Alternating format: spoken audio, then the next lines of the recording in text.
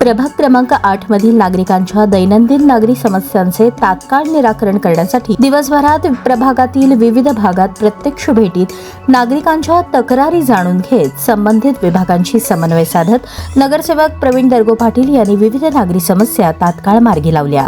प्रभागातील शुक्रवार पेठेतील महादेव मंदिर परिसरात घुस लागलेले नादुरुस्त चेंबर दुरुस्त करून घेतले। तसेच सदर परिसरात ड्रेनेज समस्या होती ती रॉडिंग कर्मचाऱ्यांनी पूर्ववत केली। सदर काम कनिष्ठ अभियंता श्रीविद्या गुत्ती यांच्या टीमकडून करण्यात आले। गुरुवार पेठ जांभळा मारुती परिसरात ड्रेनेज समस्या उद्भवली असता संबंधित कर्मचाऱ्यांनी ती पूर्ववत केली। सदर काम कनिष्ठ अभियंता अंजना कोणे यांच्या टीमकडून करण्यात आले। जिजामाता रुग्णालय परिसरात ड्रेनेज समस्या उद्भवली असता संबंधित यंत्रणेकडून पूर्ववत करण्यात आली। शनिवार पेठेत ड्रेनेज समस्या व दूषित पिण्याच्या पाण्याची समस्या उद्भवली होती। सदर ठिकाणी पिण्याची पाईपलाईन पाहणी करून दुरुस्त करण्यात आली।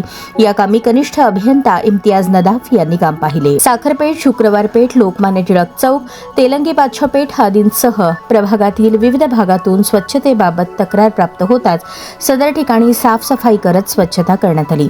साखरपेठेतील काही बोळात खरडून साफसफाई करत मातीचे ढीग काढण्यात आले। शनिवार व तेलंगी बादशाह पेठेत अरुंद बोर्ड या ठिकाणी कचरा संकलनासाठी अडचणी येत होत्या।